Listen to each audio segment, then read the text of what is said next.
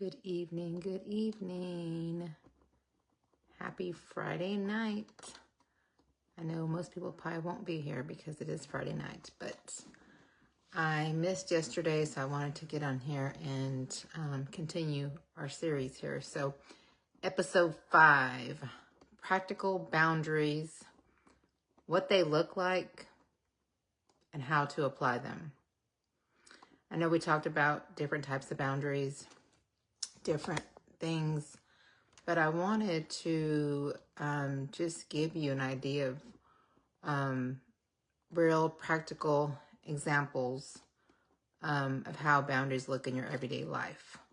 Very important that that we do that. So, friends, tonight we're just diving into boundaries, not just the idea of them, of having them, but real practical examples of how they look in our everyday life.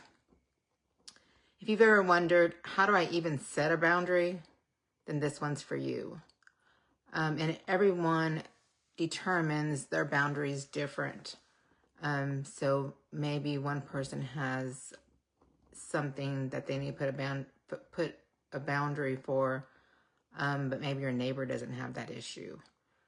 So everyone's type of boundaries or boundaries in general are going to be different. So just because you have a thing where you don't look at your phone after 9 p.m. Doesn't mean your spouse has that same boundary, because maybe he or she doesn't have that issue.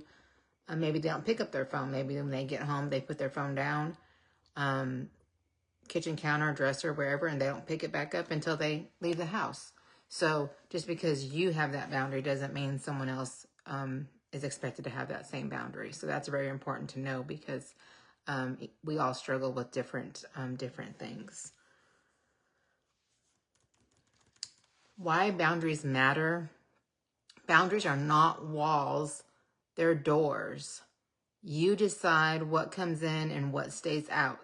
So kind of like your front door, when you close it, things or people stay out, right? When you open it, you allow them to come in.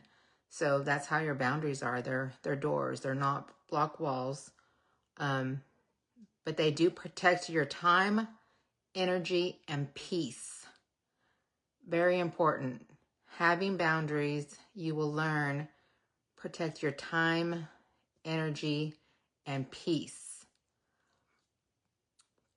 This is just some examples of boundaries